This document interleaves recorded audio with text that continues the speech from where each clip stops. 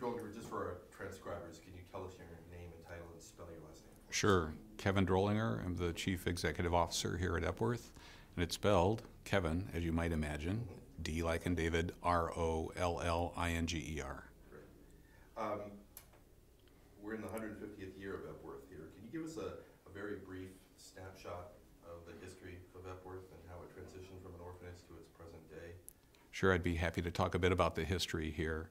Epworth was founded in 1864 to help Civil War orphans, kids who were really orphaned in the Civil War or who were lost their parents through cholera epidemics. And many of them didn't have places to go. A group of United Methodist women decided that there needed to be a home for these youth, and so they created an orphanage, originally in Warrenton, Missouri, to help lift them up and help them branch to adulthood. About a dozen names later and a dozen locations later, now Epworth, on its 150th anniversary, is serving kids in much the same way, helping them transition to adulthood. And I gather Epworth's been able to transition from being a former orphanage to a modern sort of family service center more successfully than others by focusing less on programs and more on a core philosophy, I think. Can you take me through that philosophy?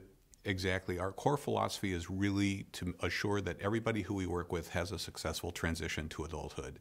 And what we envision is that every youth that we serve has fundamental strengths in 4 areas. One is education, and that means high school diploma, post-secondary education. The second one is job readiness. Everybody that we serve, we believe, needs to be ready for a job. The third is housing. Everybody needs a stable place to sleep at night and a safe place to sleep at night. And the fourth is health. We want the youth that we serve to have not only their physical health, but also their emotional health as well. You do many things here, offer many services, but a core is foster care, and that's something the NIDORs, your honorees this year, have been really into. Can you talk a bit about your philosophy of foster care? We are absolutely, at our absolute core, we are focused on foster care services. And when we think about youth in foster care, particularly those who branch from the older part of foster care to bridging to adulthood, we've made a specialty in that transition to adulthood. And so when we think about not only we do on the service side, where we get high school diplomas, we help kiddos get high school diplomas. We also take them to colleges and look at college visits. But also we've done things around advocacy, and we've done things that enable to change legislation that not only impacts the youth that... We need to pick up on the... Yeah. I got it. You did? Okay. We're good. I apologize. Okay. If you can just pick up, I'm sorry, I just worried with coughing. Yeah. If you can just pick up on the last point there. So one of the things that we do is we teach our youth to be advocates for themselves and actually to help the system as well, so that youth are in a position where they can change laws and make the life for themselves as well as youth in foster care better here in the state of Missouri. And Missouri has become a leader in older youth transitioning to adulthood in foster care, and we've been a part of that. Some of the other folks that you're going to talk to are going to tell personal stories about what they've done to help lift that up. And of course the NIDARs have been a very important part of undergirding that and supporting those efforts as well. I'm interested, I mean, an organization like yours that serves so many people, 5,300 families and youth a year, you know, have to focus a bit on programs, but I'm struck by the fact that you really look at these core principles really more than an aggregation of programs. Why do you do that? Why do you believe you need to have that come first? Well, for us, it's really about the philosophy. So many organizations talk about a collection of programs. And what that does for, if you stay focused just on that, what can happen is you can lose sight of the individual differences from one youth to another. One of the things that we've learned about youth in foster care is that everyone comes with their own story. Everyone comes with a different set of circumstances and principles. And if you approach them with a cookie cutter kind of approach, then ultimately you miss out on many of their gifts and graces and their opportunities.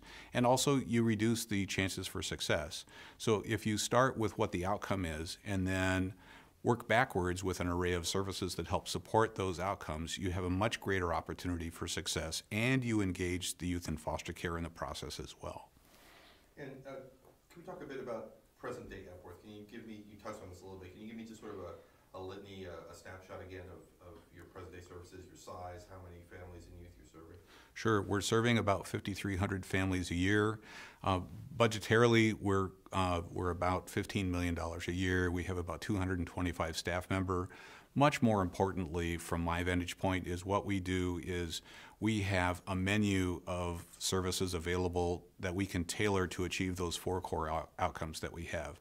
So we go all the way from a step down from a psychiatric hospital, where many youth in foster care who really are at imminent risk to themselves or others might engage in some self-injurious behavior. We can support them all the way to community-based programs where they're going to school, they have jobs, and we basically support them in that last stage to bridging to adulthood. And really everything in between, that's what we do. And can you talk a bit about the growth of Epworth, where you're heading? You've got a new drop-in facility that's going to come online next year. Thank you. We're thrilled about the expansion of that. And again, with the community support from the folks like Centene and the Nydorfs and the former Pillar honorees, as well as folks in the community who invest in us to support youth, we're able to add, starting next year, to celebrate our 150th anniversary, a wonderfully expanded youth drop-in center, which is going to give us 3 times the space and availability to serve 3 times more youth in that older drop-in phase, in a portion of St. Louis County that really needs those additional services up on Natural Bridge Road. Where do you see Epworth going? What's your vision of Epworth's future, and how do you intend to get the organization there? I envision that we're going to continue to be responsive to community needs. One of the things that I know that has been a hallmark for Epworth over these 150 years is that the board of directors at every juncture has said, let's not stay with the status quo if there's a need that's something that's different. They've always stayed focused on serving youth in that transition to adulthood, but the mechanism for carrying that out has really varied from time to time and era to era. So I envision that we're going to look at serving youth who are probably younger in the continuum because we want to get started early with our prevention, early intervention services. And there's an increasing recognition that we'll want to serve youth up to the age of 25. I think many folks realize that today's world is a lot more complex than it was when I was younger, and sometimes needing that extra time to bridge to adulthood, you need those extra few years to do that. And so we're going to see that broadening of the age range. I think we will see a geographic expansion of what we do because we're getting requests now from places outside St. Louis to take our service spectrum and find ways to address those community needs as well. Seems like a very dynamic organization focused on the future. That's pretty good for a place that's been around for 150 years. You're not showing your age. Well, thank you. Some of us, although if you see a picture of me from 1994, I look like a kid. So I had no gray hair back then, and a lot more of what I had back then. There's not a lot of laurel resting here. It seems like the organization really is focused on moving into the future. One of the things I'm most proud about is our culture, and it goes from board to staff, and quite frankly, with the youth and the families that we serve, it's really about careful self-examination and continuous improvement. That's part of what we do. So our culture here is one where we don't shake our finger about, oh gosh, we did something wrong. It's the same way that we work with youth in foster care. It's about what do we do, what do we learn when we make a mistake or a misstep, and how do we grow from that, and how do we make it better next time around. And so with that notion about that organizational culture, it's enabled us to be constantly self-reflective and not repeat mistakes that we've made in the past, because everybody's going to do it. It's the same thing for youth in foster care. Their path is not linear. Their path is one where they sometimes make missteps. And if we keep focusing on their strengths and learn from those missteps, then it gives them more opportunity to be successful in the future. I guess another good sign is former clients whose lives you presumably altered forever for the better choose to stay and contribute to the place. Can you talk a bit about that, maybe setting up Michelle and Kelly's stories? We're thrilled about that. You'll be hearing from a couple of other of our former youth that we've served, and there are many, many more that could be here today. Folks who have been in systems that have been difficult, that would be difficult for any one of us to be in, where they were bounced from foster home to foster home, didn't know who their parents were, really trying to figure out not only where they were going to go in life, but really who they were and where they came from. And to be able to sort of navigate that system and come out of it with your own gifts and graces and strengths, and then make that great leap to bring that forward and give back to the community is a phenomenal kind of thing. And so the strength and the resilience that we see in some youth in foster care is phenomenal. I was part of a governor's Blue Ribbon panel a few years ago around youth aging out of foster care. And several members of the who were connected with Epworth, but also in the foster care system, were members of that panel. And their stories were eloquent and moving in the fact that they helped change the agenda for the entire state of Missouri and helped Missouri become a model for youth aging out of foster care because of their eloquence and their passion about giving back to the community. It's a great story. Great. Let's turn to the Neidorfs. If you could just set up for us that Noemi and Michael Neidorf are your 2014 Pillar of Strength awardees and why you chose them. If you could just give me a sort of a brief overview of that. We are absolutely thrilled that Michael and Noemi Neidorf have agreed to be the 2014 Pillar of Strength honorees. And I can't think of a better couple that embodies the vision around the Pillar of Strength Award as well as what they've done for the community. The theme that I've picked up from the Neidorfs from the moment that I really was first graced with the opportunity to meet with them is that they want to take whatever talent anyone has and lift that up. And be it with youth in foster care, or be it with youth who have developmental challenges, or be it with youth who have musical talents and abilities. At every turn, they want to lift up youth and give them a greater opportunity to show their gifts and graces and to grow into the best adult that they can be. That's something that has been a great benefit to the community. They have carried that forward in countless kinds of ways. And the youth at Epworth have been fortunate beneficiaries of that, not only this year in 2014, but also in prior years when Centene and the Neidorfs have been very actively involved in supporting our other efforts in the community as well. What makes them such great benefactors? You mentioned in your office that unlike others perhaps, they weren't interested in getting buildings named after them or trying to make a mark right from the get-go. They really want to hear from you what you as director needed and how they could help. It was amazingly refreshing to me that when we first met with the Neidorfs, that the very first thing that they said was, rather than have their own sort of self-imposed agenda about this, they were actively listening about what was going to help the youth that we serve in this organization the best way possible. And they were being very adaptive and adaptable about what we could do to lift up that agenda organizationally. It wasn't about them. It wasn't about, let's make sure that we have the Neidorfs and Centene prominently listed.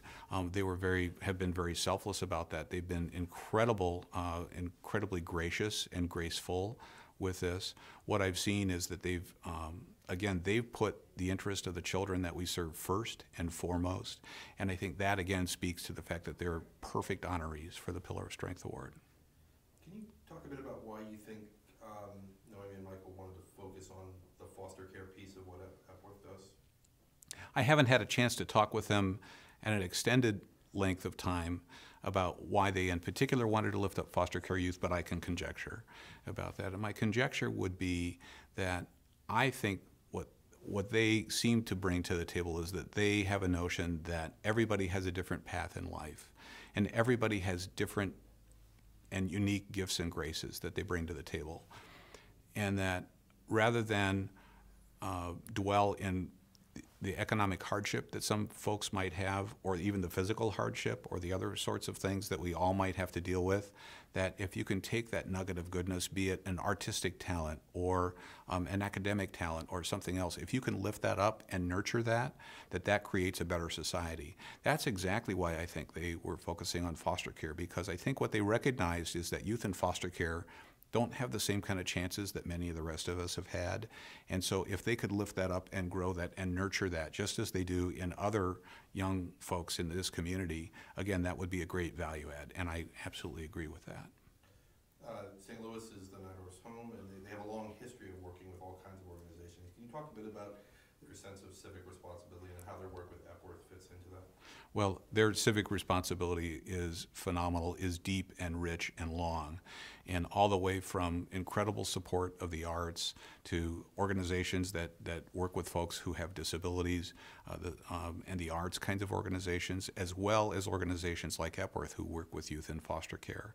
And again, the you know, there are countless organizations that they've been involved in, and that speaks volumes to me about the fact that what they want to do is improve the life in our community. They are indeed pillars of strength here in our community to lift up all sorts of sectors, and not just target that into one individual group or something like that, but really to lift up the community as a whole and make our community a better place to live, which makes them the ideal honorees for Pillar of Strength. Michael's work at Centene, focuses a lot on the Medicaid community, and he's talked with me in other interviews very much about how he wants to view them as members. It's really about, as you said, looking at each person to their individual strengths. Can you talk a bit more about your sense of Michael's philosophy about how one should treat fellows in their community?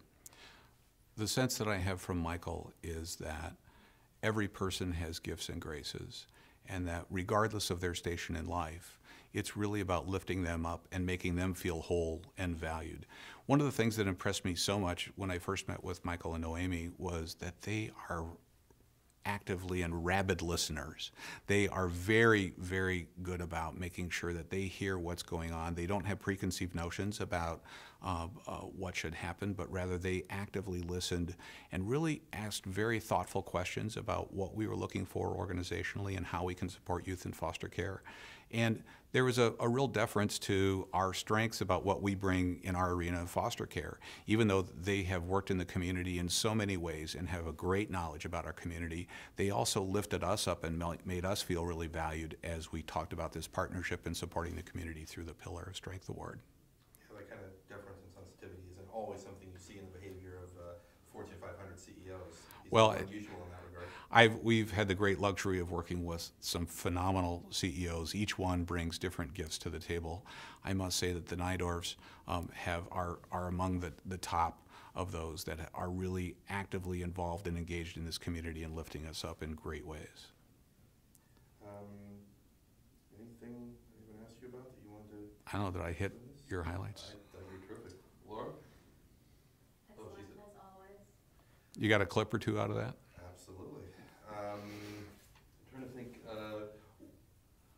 just in case we do shoot, extensively at the Normandy Center, can you just talk a bit about, just imagine we're going to be seeing, a construction site under work. Can you just talk a bit more about what that facility is going to mean for Epworth, and just imagine you're giving us a word picture of a construction site that's going to lead to something dynamic and powerful in the future. What we're particularly excited about with the new drop-in center location in Normandy is that it's going to give us 3 times the available space to serve youth in the community.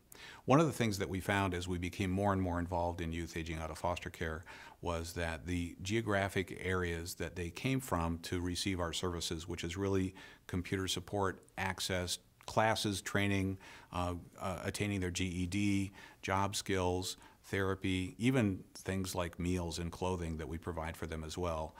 As we looked at the geographic dispersion on that, we found that 2/3 of the youth that we were serving were north of the new location that we decided on up in the city of Normandy. We have a strong presence in University City and in Webster Groves, but didn't have a northern St. Louis County presence, and really felt that this really fit the bill in terms of how are we going to be available directly to the community that we want to serve and make it very accessible and attainable for that within a construct of an organization and a community that's going to be really helpful for our youth. So that was way too wordy, but you can clip me out. And then finally, if we're able to come back here and actually see some residents and clients at the rec center or elsewhere, can you just give us a sense of the lives of your clients here at the North Elm campus? One of the things that we find in all of our youth, we're really pleased that as much as possible, they stay engaged in the community as a whole. So for example, most of the youth that we serve in foster care will attend Webster Groves public schools. And that's something that the Webster Groves public schools and other public school systems we work with can occasionally find as a challenge, because our kids sometimes bring challenges to the table. And yet what they also believe is that like we, that all of them have strengths and gifts and that they are part of this community. And so they've been wonderful about embracing our youth and encouraging them to stay with one foot in the community in a school system that really values diversity and educational attainment. We find that time and time again in other communities as well. And so just as we try to keep youth in foster care connected with other relatives that they've had, it might be grandma or grandpa or aunt or uncle, we also have them keep a foot in the community with education as well. And that has worked wonderfully for us in that bridging back to community and that transition to adulthood. Terrific. That was terrific. Anything, I think we feel like we covered the waterfront pretty well. Okay, well, I'm next door. You can snag me whenever you need me, but. No, I think we Watch got your it. You've- head on the mic. Yeah, watch your head on the. So you shouldn't feel like you have to speak in sound bites either. As I said, we'll edit your voice up against Mr. Dollinger's and Mr. Hemingway's. Okay. I'm gonna ask you your, What's the soundbite? oh, sorry, Sorry. a little short. You shouldn't feel like you have to speak in a little short, TV-like answers. Oh, We okay. can just have a conversation. But if you could, I'm gonna ask you sort of your story, your background here at Epworth, and if you could, that's the one part, I think it'll help if you can keep that as compressed as possible. Okay. So short and sweet. On that. We're rolling. And I think all the other thematic sorts of questions and the work that you're currently doing now, what Epworth has meant to your life, you should feel free to go on it. Okay. Anytime. Okay. Thanks for your patience here. Okay, Kelly, for transcription, can you tell us your name and spell it, even though it's very easy to spell? Kelly Sullivan, KELLY SULLIVAN. Great. You were a client here at Epworth. Tell me about your time here and what it meant for you, the course of your life. Okay. Well, let me think. I moved to Epworth when I was about 16 years old in 1994 and lived here for about a year and a half.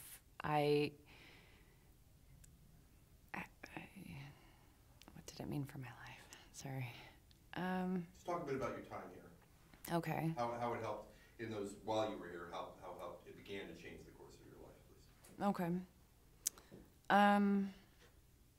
While I lived here at Epworth, I was able to develop a lot of relationships that were close.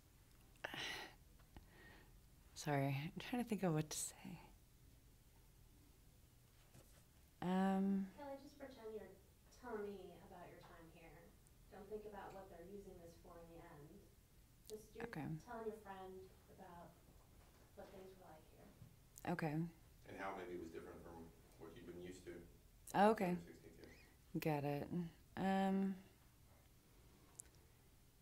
I moved to Epworth in 1994 when I was 16 years old after living in many, many other group homes and foster homes. I'd been in foster care since the day I was born, and, you know, after 16 years in different homes, I was needing a more intensive style of service at that time. And so when I came to Epworth, I needed a lot of attention, and Epworth, you know, was able to give me that, I guess.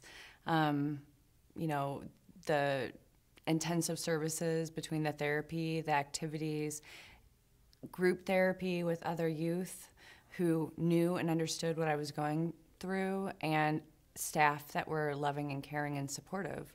Of all the places I have ever lived while I was in foster care from birth to 18, Epworth is the only place I've ever come back to for that reason, because I did feel cared for and supported while I was here. Sounds like there was a sense of stability that you really needed at that time in your life, given what you come from. Definitely.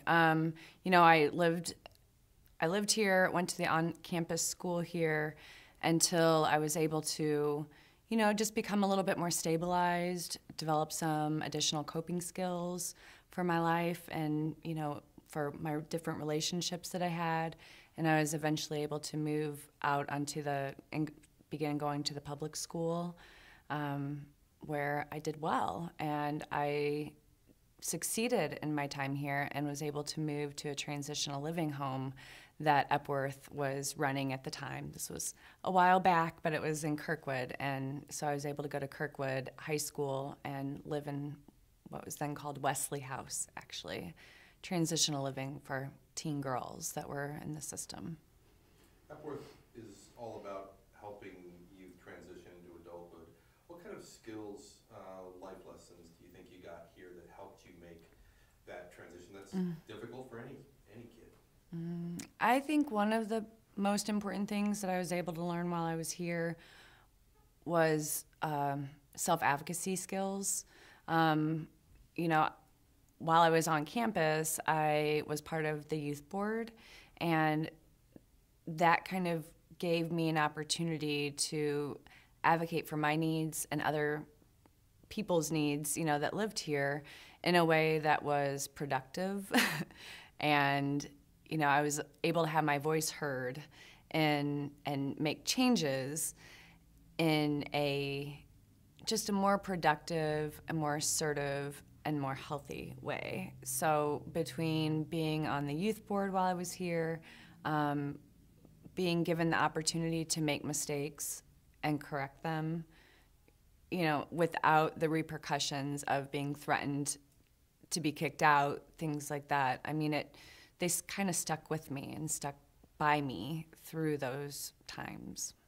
Sounds like you were treated maybe for the first time as an individual with your own talents and skills and not just a client in a system. Not just a client in a system, but also, I don't know if even Epworth knew how they were helping me to understand what a family was at that time. This is residential, not a family environment, but it felt like family, and it helped me to be able to live with a family, you know, which is what I eventually was able to do. And it's just by really it was ultimately the commitment that they had made. So when I moved to Epworth, they were committed to me from day one. I had failed in other facilities and other foster homes, other placements, and Epworth stuck by me, and they had the resources and the skills and the staff that knew what I needed and worked with me in order to make sure that I could get, you know, the care I needed and the stability. So You thought enough of Epworth and they of you that you actually came to work here. I did. Can you tell us a bit about that? In 2007, I applied for the St. Louis Aging Out program, which is specifically a program for older youth in foster care to learn how to advocate for themselves and, you know, just kind of help to set them up with a group of people who will be there for them long term. So the Aging Out program made it a priority to try to hire other people that had once been in foster care. And so I was hired for that purpose, and it worked out really well. I still talk to many of the youth that are in that program, and it was a big step for me. It was my first job in social services, whereas I had been teaching prior to that. So, Let me put a little powder on it. Get it right here. thank you. No, you're welcome.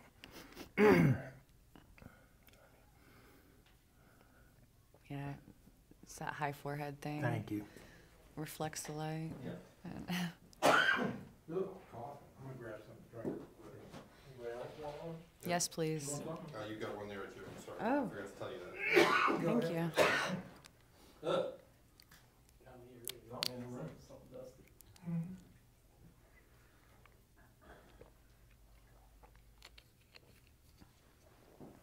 you know, I'm sure you heard a little bit, it's under her, but Yeah. it was there.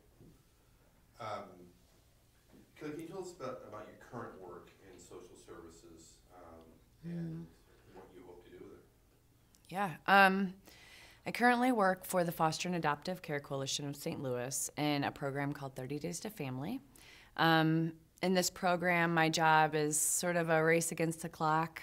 You know, when a child first enters the foster care system, I work to develop their family tree and to locate and identify relatives that could be potential supports and placement options for the children. The reason why this program is important is because whenever a child enters foster care, they become removed and disconnected from their culture, their family, all the people that have ever cared for them.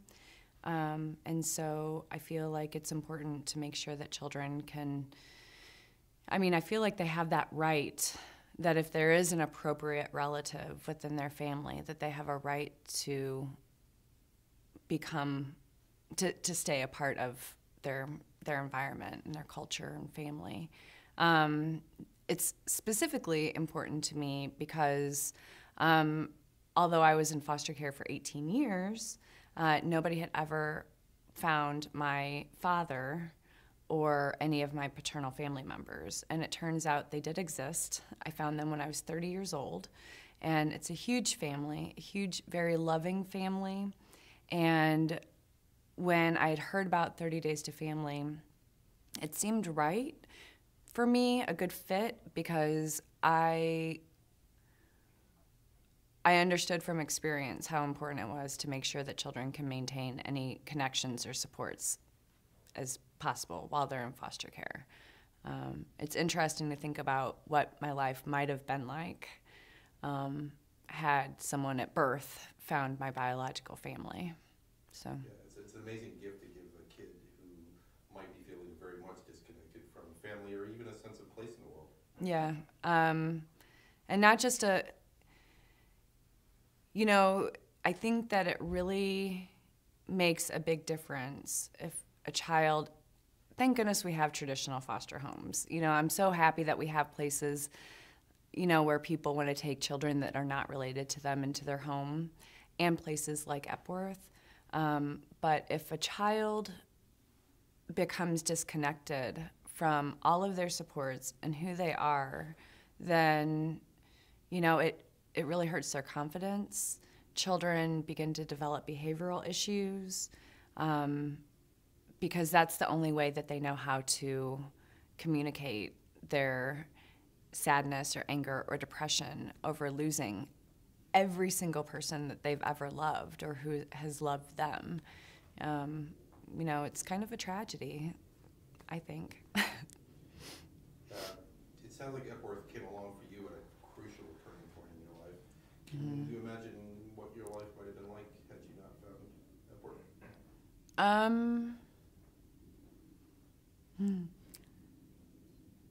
I think,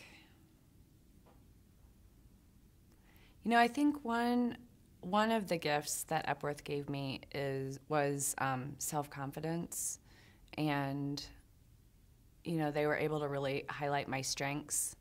And so when I left here, I knew what I was good at, and I knew what I still needed to work on. And somewhere in there, I learned that education was very important to me. It was something that I had valued. During my time here, it was something I realized that I had valued. And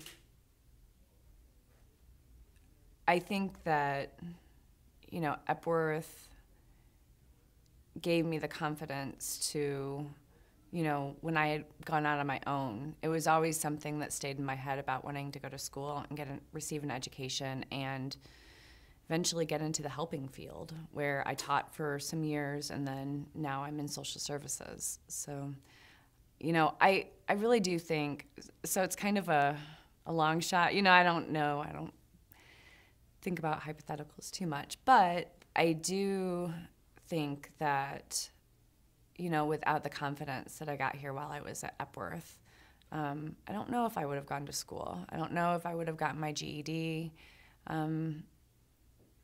I don't know if I would have known even who I was, to move forward and have goals and know what I wanted to do with my life. So. That's great. It's terrific. Anything I didn't ask you about? Laura, anything? I didn't prepare. No, that was great. I Yeah, think that's you were helpful. terrific. All right. And Laura, if you would just mind letting him know that we're gonna start soon. Nobody needs to whisper, but if we can just avoid the loud spikes. Thanks. Okay, let's wait for Laura to come back in. Drop this here. All right, yeah, we're ready. Okay.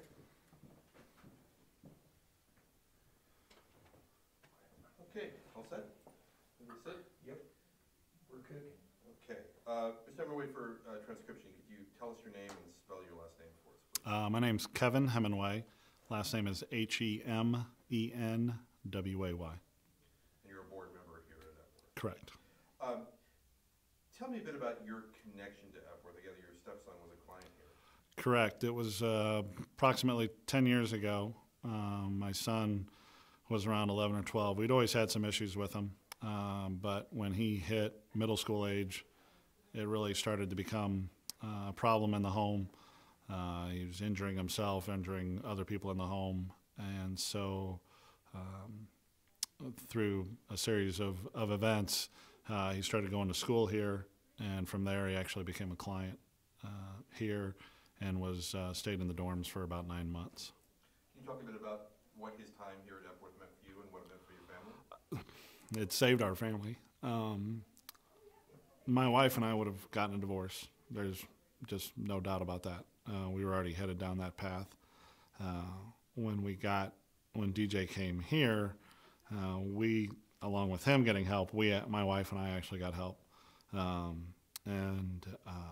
We have another, DJ's brother was there. Neither one of us wanted to give him up at the same time, but we were blaming ourselves for our parenting skills as opposed to, as we learned here, DJ was his own kid, and he had to own those actions instead of us owning those actions.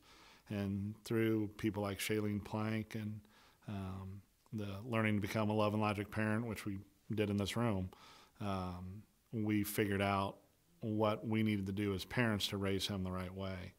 And through the Family Focus program, we weren't ready for DJ to come and live with us again after 9 months here, but Shailene assured us that she would walk us through that, and she did.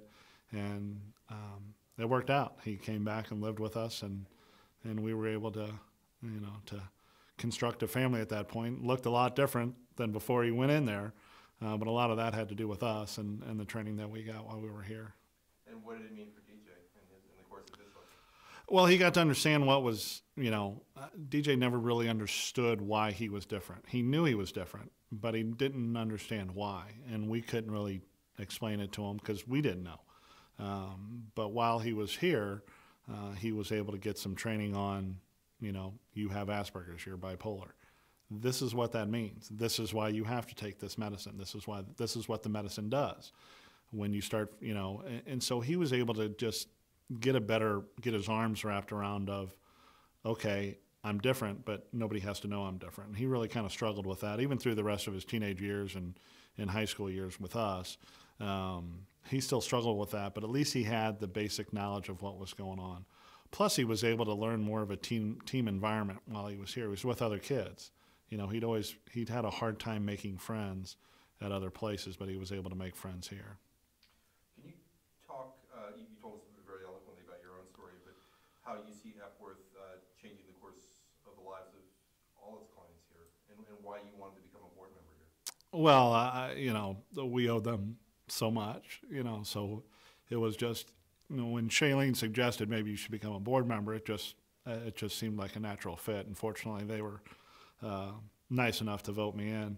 And the last 4 years I've worked as last 3 years I've worked as the Pillar Champion, which deals with all the programs that are here. So you get to see all the impact that the caregivers get to have with these kids and their families, and what it means to them. These kids are in situations that are just unbelievable. But when they're put here and given some support, it's amazing what they can do. Epworth seems to really focus on the kids as individuals and on some core principles rather than just accumulating a bunch of programs. Can you talk about why you think Epworth works so well in the lives of these kids? Well, they've had successes, and so you you leverage on those successes. Obviously, it's a simple business principle. So when you see that, hey, if I support these kids in this way and they become successful, if we continue to do that, how can we take what we're doing and make it better? So the team is continually looking at their practices and what they do, and how can we improve upon them, what works, what doesn't work, why did it work, why didn't it work. And so the staff are continually going through that and looking to improve upon that. And so that allows, when we go out to the community, we talk about all the great things that Epworth does, we can point to success stories each and every day. And we can show a kid and tell them the story of what they've done. And that's very impactful when you're going out to the community. The navigation for any kid from adolescence to adulthood is tough. And Ms. Drollier talked about how this place really focuses like a laser on that transition to successful adulthood. Can you talk a bit about that and how you see it working for these kids? Well, again, I go back to, as you mentioned, it's difficult for any middle schooler, high schooler, for all of us. That was all a difficult period for all of us in our lives. And we have to get out of that when we're 18, and some of us go on to college and some of us go directly into work. Throw onto that, you don't know where you're going to live. You don't have a roof over your head. You don't know if you're going to get fed the next day. So Epworth takes care of that for these kids and gives them an environment of, you can succeed. You can be successful. It doesn't have to be the other way where, you're just going to go down this path and this is what's set in your life and this is what you're going to do.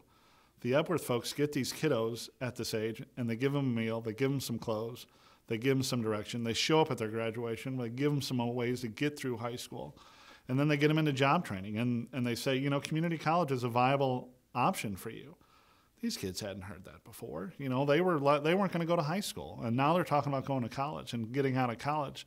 And now you've got a contributing member of society as opposed to someone who's living off of society and working the tracks and trying to work the system. They're actually contributing to society and becoming kids that everyone could be proud of. Kelly Sullivan, a former client here we just spoke to, talked about for the first time being treated as an individual with their own strengths and weaknesses and talents, and really gaining a sense of self here. I assume you see that story played out over and over again. It's amazing. One of the things we get to do on the board is we get to hear from clients who have come back and are success stories as they come along. It helps us in our board meetings to remember what we're doing here, and each and every one of them. And then we'll go down to Jefferson City and do advocacy for the kids, and these kids will get up and talk in front of the governor, and they'll talk in front of groups of people that I have trouble with today. And these are 16, 17, 18, 19-year-old kids who haven't had the greatest upbringing in the world, and they're doing it like it's no big deal. It's just amazing when the support system is put around them, what they can do. It's quite a testament, I guess, that clients want to come back, stay connected to this place, and advocate for it. Well, it's what their relationships are.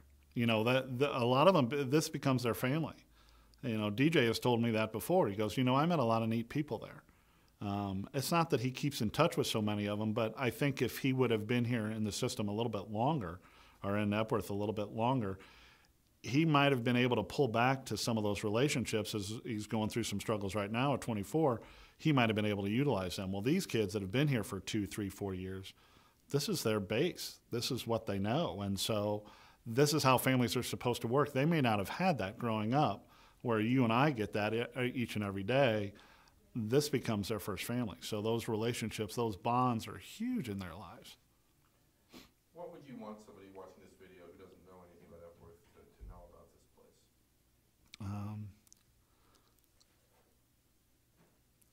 Kids get a chance here. The kids that don't have a chance get a chance. And they take advantage of it, and they make something up. Sorry. Yeah, that's great.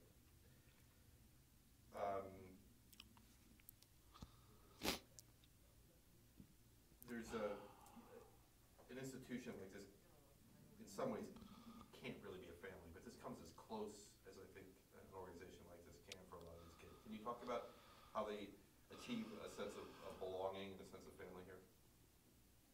Well, it starts at the top, and it works its way down. But the culture is definitely a family organization. And again, you know, these kids look for a family. I mean, we're born, I personally believe God puts that inside of us, that we're here to be a family.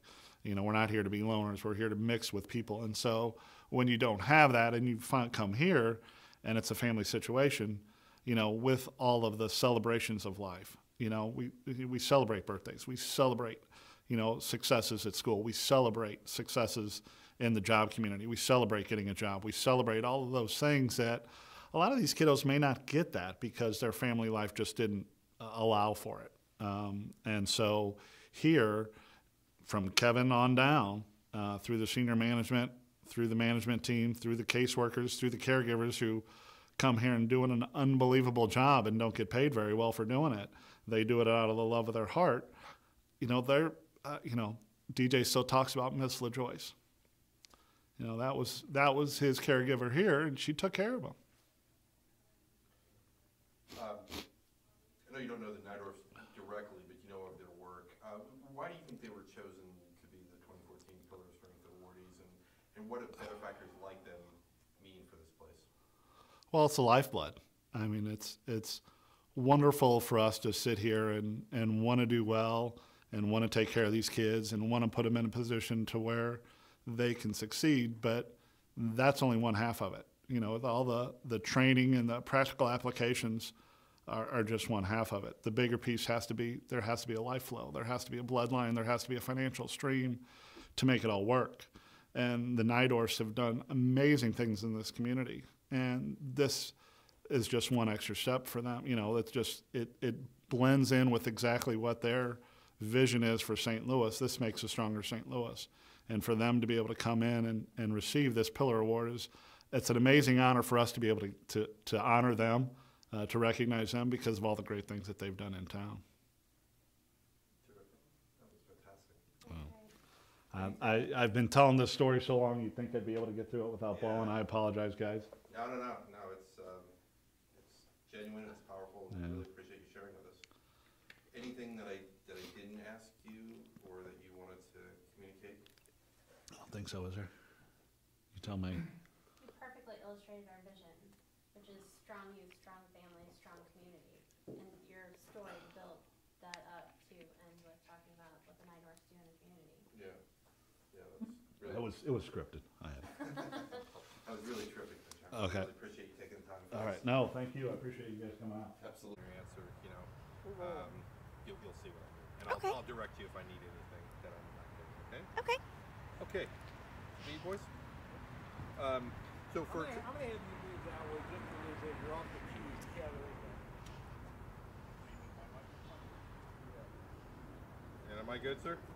Yeah. Okay. Michelle, for transcription, can you tell us your name and spell it for us, please? My name is Michelle Setzer. Michelle is spelled M-I-C-H-E-L-L-E. Setzer is S-E-T-Z-E-R. Tell me about your time here at Epworth. When were you a client here? How long? And what did the place mean to you? I came to Epworth here when I was about 16 years old. I was struggling with a lot of issues internally. I had an eating disorder. I did a lot of cutting. Occasionally I had a couple suicide attempts, and I'd gone to the hospital, and the social worker pretty much told me, you're not going home this time. So I was sent to Epworth for an undetermined amount of time, and that's kind of how I got here. So you really arrived at a real moment of crisis. What did the place do for you, do you think, looking back now with 13 or so years in the rearview mirror? Well, when I first got here, I was really angry. Hold on 1 second here with the train. We can't compete with the It's okay. So you came here, like I said, at a real moment of crisis. What did the place do for you? Well, when I first got here, I was really struggling internally with myself. I hated myself. I was really kind of a black sheep in the family, felt really inferior. And there were two people here that really made a huge difference in my life. And one of them we called Grandma, and she was really the first person I met. And she really just made me feel like a part of Epworth. And she really asked me, what's a nice girl like you doing here? And, you know, that really made me think, why am I here? Why did I get here? And so shifts kind of changed, and I met another person named Erica. And Erica was really influential to me because she was always there to listen to me. When I started going on home visits, she was there for me to ask how they were going, and she really helped me work through a lot of the things that I was struggling with. And I'm just hoping now that I can help give back some of that and help someone else that's struggling, and hope that another kid, will make a difference in their life. Kelly, another former client we spoke to earlier, talked about this place really giving her a sense of identity. A lot of kids that come here in foster care may be missing a bit of that, and she really said that it helped teach her both her strengths and weaknesses. It helped really develop her sense of herself. Did it do the same for you? It did. It put me, well, it put me on the path to figuring out who I was, because like I said at the time, I hated myself. I didn't like anything about me. I felt like I was the worst person in the world, and it really gave me the confidence and taught me how to be a positive person and really look at myself to see myself for the true potential that I did have. And I didn't see that in myself. I just saw myself as someone who got bad grades. I wasn't very pretty. I didn't finish school. And it kind of taught me here, like, you are a good person. You do have something to offer. You do have potential. You just need to see that in yourself. And they really helped me find that. We spoke to the director earlier, and Kevin spoke about this place sort of having a core mission of helping kids transition into successful adulthood, which is tough for any kid, as you know, about becoming a teacher. Can you talk about how this place helped give you the tools to transition into a successful adulthood? Yeah, it helped me transition because like I said before, I didn't really have any confidence. And confidence, I think, is key in being able to move on with your life and be able to accomplish things. And so that was probably the biggest tool they gave me. But they also taught me how to work in a positive way. So instead of, I'm mad at myself, I'm going to go cut myself, it was more, I'm mad at myself, okay, how do I problem solve this? How do I make me realize that I don't have to cut myself, So I don't have to throw out my food. So they taught me ways to deal with it in a positive manner. And let's go on the loop, I assume? Yeah. Okay. I can lower a little bit.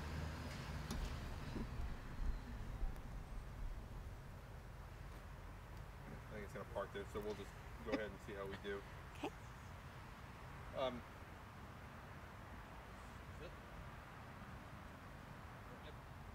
So tell me about your life since Epworth.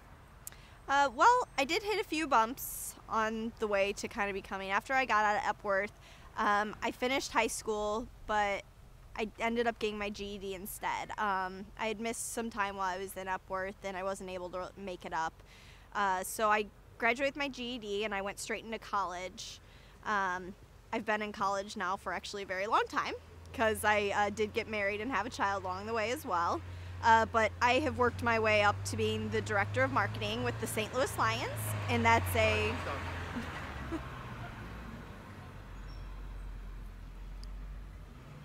That's the one thing I remember about doing stuff outside. Yes.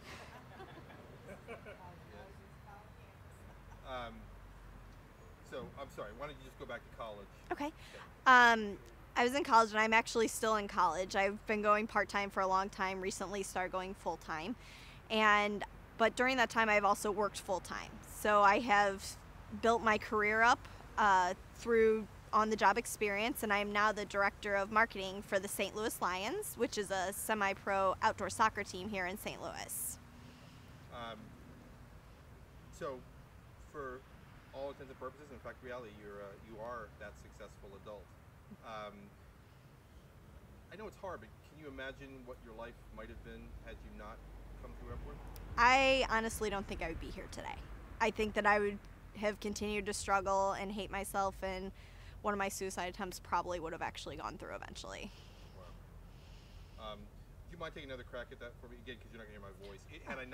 Had I not come to Epworth?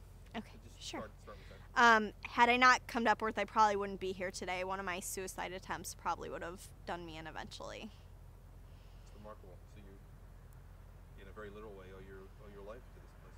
Yes. Can you talk a bit about, with the benefit of time, you've done a really good job about describing your thinking, your way of looking at the world when you first came here. With the benefit of hindsight and some distance, can you talk about it? The distance you traveled since you were here? Um, the distance that I've traveled since I've been here, I started out as a kid who didn't think anything of herself. Really, I felt like a heap of dust on the floor, like I was nothing that could just be swept away. And now I feel like I am a crucial part of society, of the world, and just a crucial part to my family. And that, you know, I feel I love myself, and that's something I never had. And I mean, every person is important. They just have to find their own importance in themselves. Fantastic. That was great. Really wonderful. Anything I missed? That was pretty great. Thank you so much, Michelle. Yeah, Really thank appreciate you. it. Okay.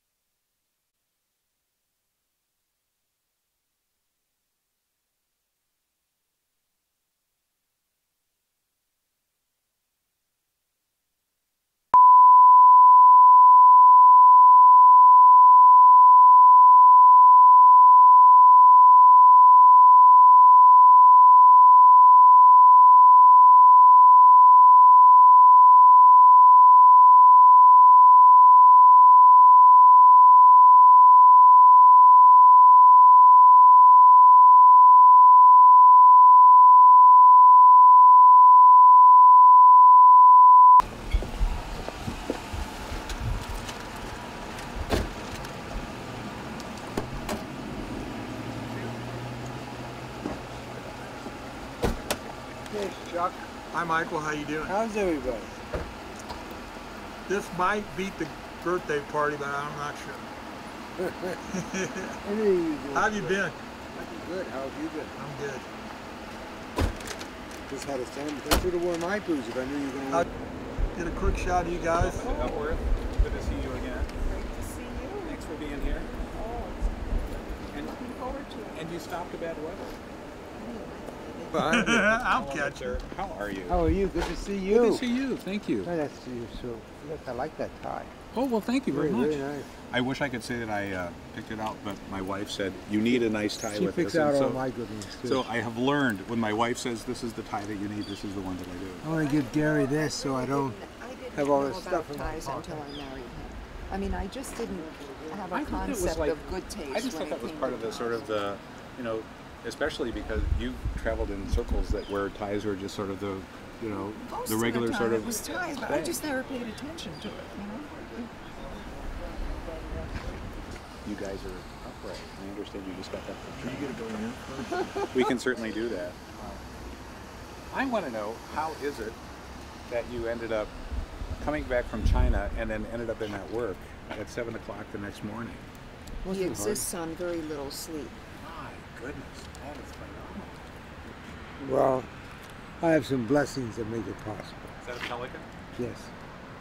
You like them? I am a fountain pen fan. At some point, I will Oh, have really? to. Pelican is a fine pen. Wait. I have some old Parker vacuum Adams from the 40s. And, I have one here. I'll show you. You one. like pens? Store in boxes. Here, I won't.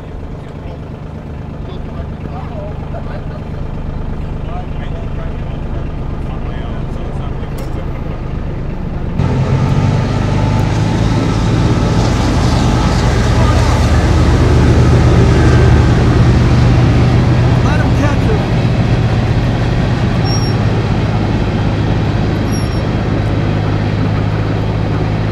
Let him catch us, Matt. We're not in a race. Let him catch us. Slow down.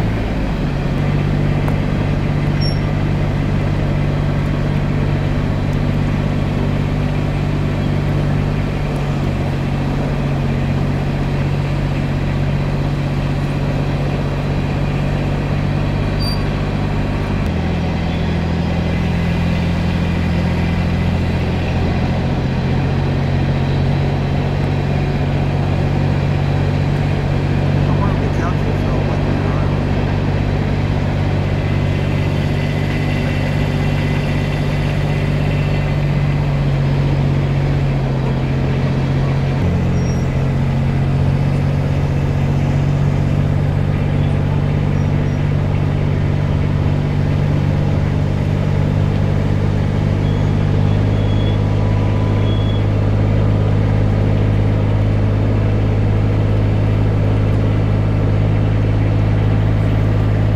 You don't want to see it.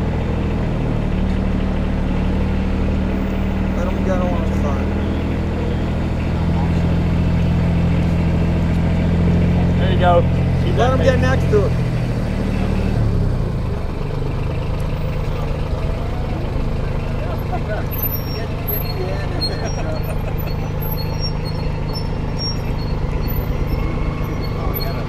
Thanks, Ron.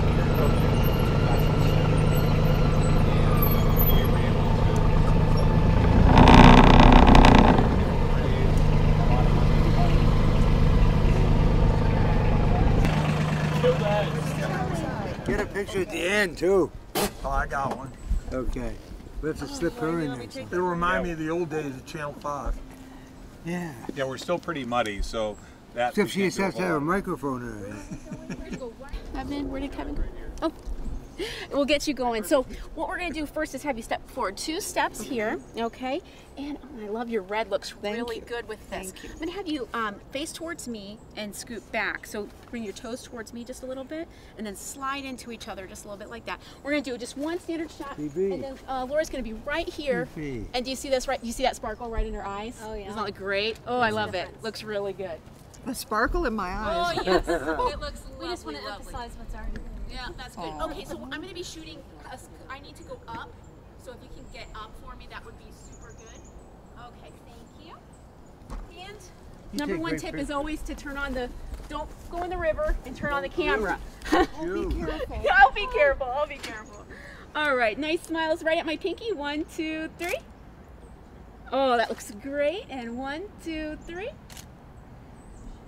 Oh my goodness, such good smiles. Now, what I want to do is, let's bring you in front just a little bit. Or no, you stay still. You're gonna come here at my pinky. 1, 2, 3. And 1, 2, 3. Oh, that looks great. Thank you guys, that looks good. Let me just double check. Fantastic, good, good, good. Now, go ahead and step forward just a little bit, Noemi. There we go. And then you two are gonna slide behind her. Go ahead and take the name tag off. Yeah, that'll look good in this case. Okay, and that looks good.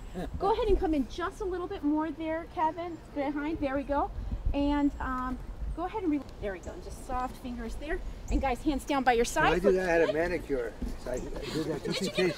Just in case. Oh, please. Oh. Okay, so Laura, I'm gonna have you come down just a little bit more like that. Put my pinky.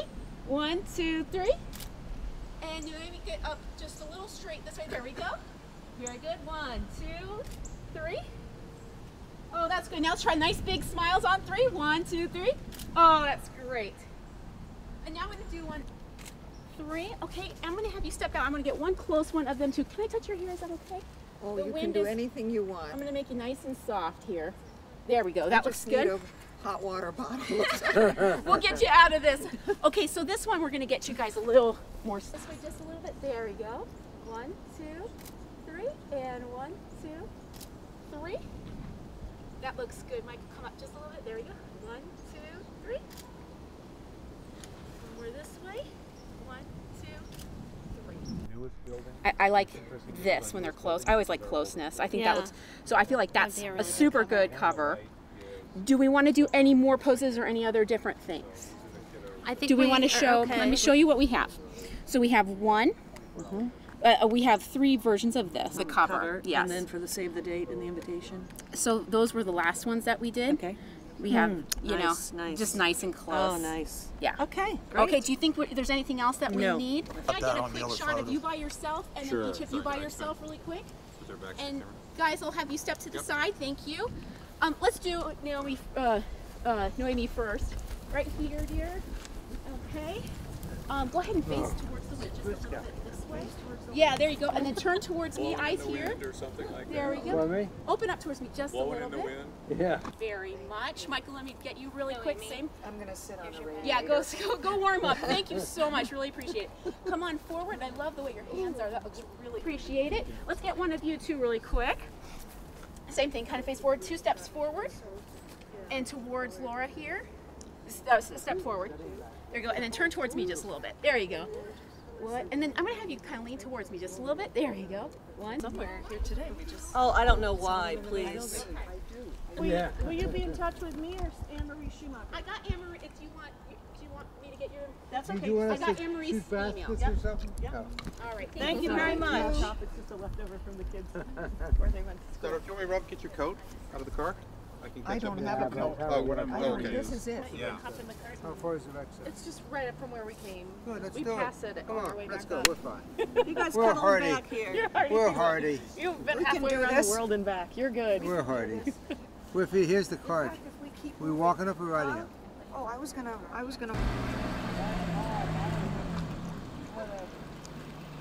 Thank you again.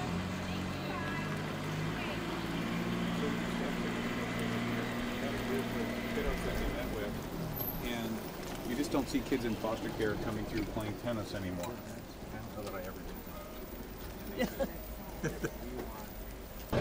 Go ahead, take it easy. Do we know where we're going? Let them catch us, man. We're not in a race.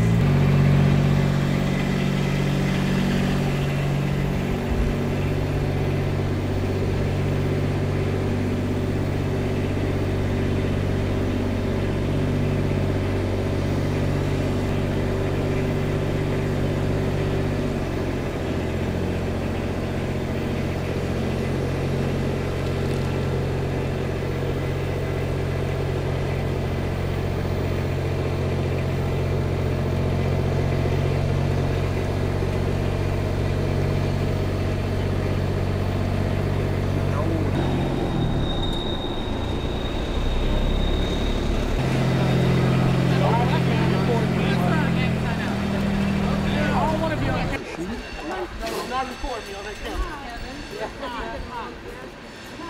Please, can you bleep me out? I don't want to be on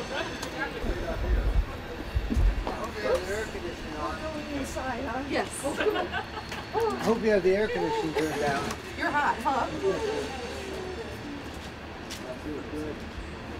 Shannon and I met with Sue Engelhardt and mentioned that we were. She's really great people. In fact, said anything she can do to help with honoring her and Centene, she's more than willing to do that. That's terrific. You know, and the Stewarts and the Boyces, and I mean, the lineage is just That's wonderful. is phenomenal. A lot of friends. Thank you. It's good very friends. humbling. Yeah. It really is. Yeah. Well, I was actually, when they were doing the video, I was talking about that, and you know, one of the things that I was just so impressed with, whether or not they're video, and I'm going to say this anyway, is the fact that you guys are such great listeners, and you were really about what's best for the kids, what's going to be best for this place, and it really wasn't about, well, let's lift us up or whatever else. It was really about what was best, and I think that was wonderful. That's the kind of thing we haven't. Anything having to do with children. We have real clear that came through real loud and clear. Should we? So this is our, as you might gather, our recreation department. You can see we've got a nice collection of trophies down here. We have the philosophy that, especially with teenagers, that you, if you burn out a lot of the energy, then there's less opportunity to get into shenanigans, and it's also good for them. It even works with adults. Exactly. We just recently painted all the walls in here, and all of the sayings were picked out by our youth and then painted by volunteers. Oh. So, you know, they literally met and voted on each of these. The Believe in Yourself, every one of these was picked out by a youth focus group, and they thought that they would be inspiring. I like that one about dream too. You can always better your best. Isn't that great? I like that one. If I can find out to say a Were little. these cards that they just drew? Yeah, they actually came Yeah, up you with remember all we these was possible the, slogans themselves. Do you remember and we then had a that, focus group that voted on that it. card I gave Yeah, out to the people ones that with says the good enough? Yep. You know, That's my slogan up there. last time I tried to find good enough is neither. Ah, very good. Shannon, I may need your keys to get us into the, I forgot. Grab you. I like that. Just Mine that up top. one. Greatest mistake is giving up. Yep. Also, teenagers makes a lot of sense. Comes in handy. And so many of the kiddos that we see in foster care just haven't had the opportunity to engage in like sort of normal Physical activities. activities, Exactly. yeah, So yeah. the swimming. I mean, this is big enough that they could ride a bike around. Oh, absolutely. How many children do you have? Extraordinary. Well, living on campus at any given time we have 45, and in the school we've got about 80. How do they get their health insurance? They, most of them, almost all of them are Medicaid. Because we have a foster children program for health care. State of Texas buys it.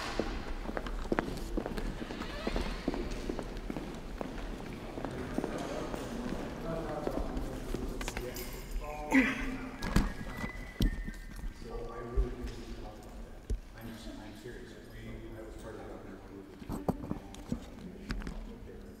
one of the philosophies is we had what they call the vernacular of the car tax for each of the youth in foster care. The idea that we follow them around and the electronic record. The first thing they do is not the other children in the yard. It just eliminates that as a medical. No, I as well. Because We just did it. Yeah. and in fact, I'm meeting a week from Friday. I'm meeting with the head of children's division for the state Missouri, and I know the head of DXS. Of course, you'd probably go straight to the governor's office, no doubt. You work through the system. But he has been on this campus, and if you can't access the health care, then you're in trouble. That's very tricky.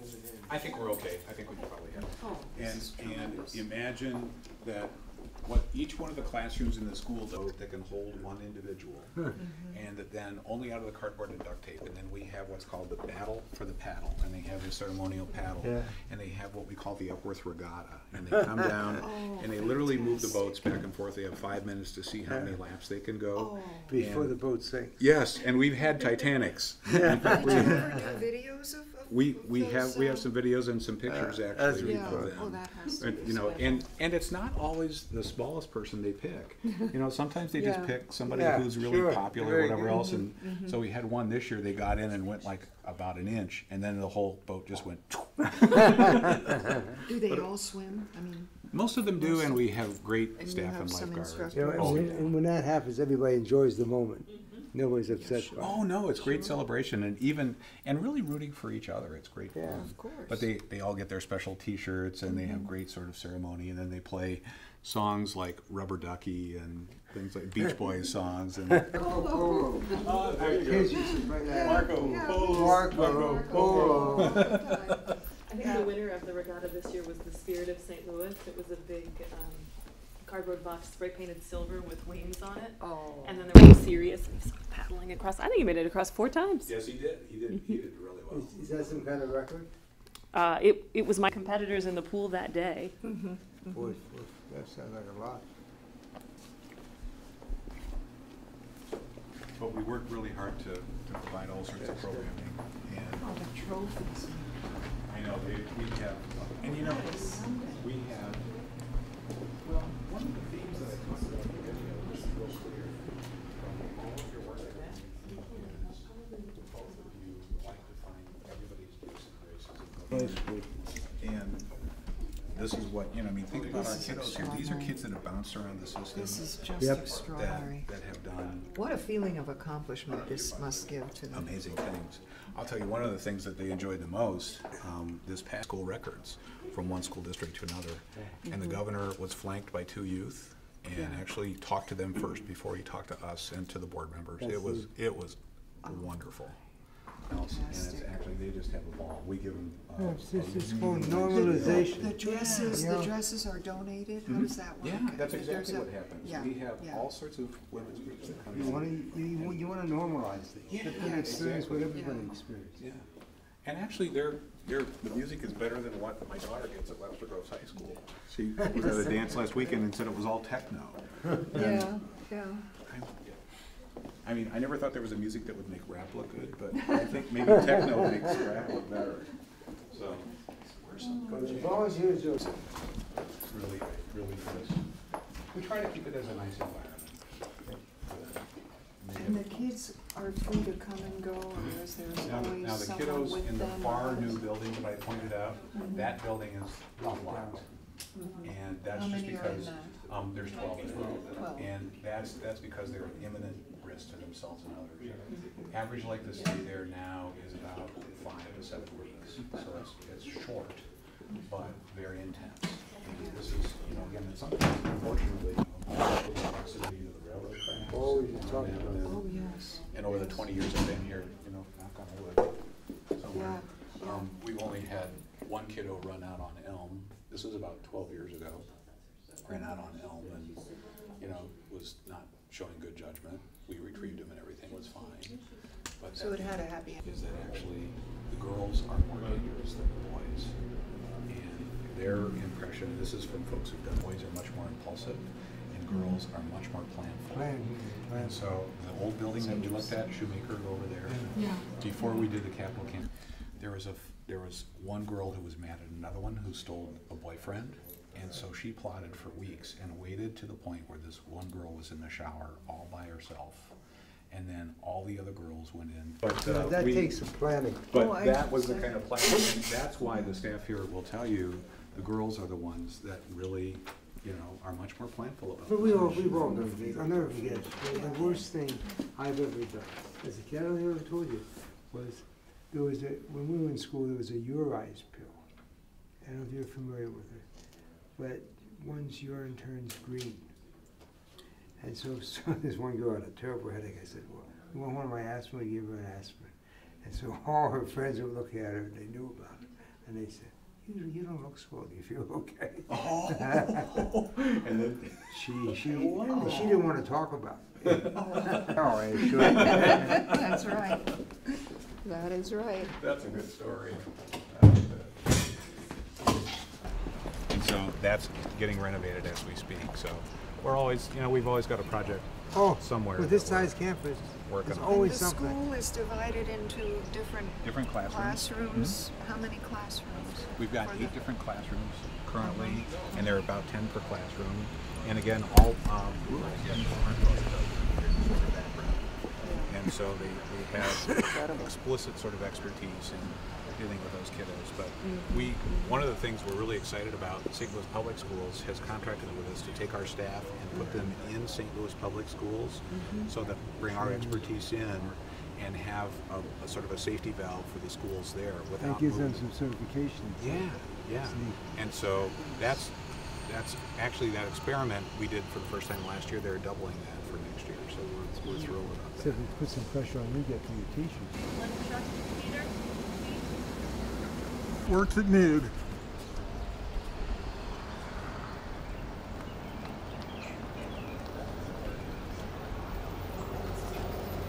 It was built.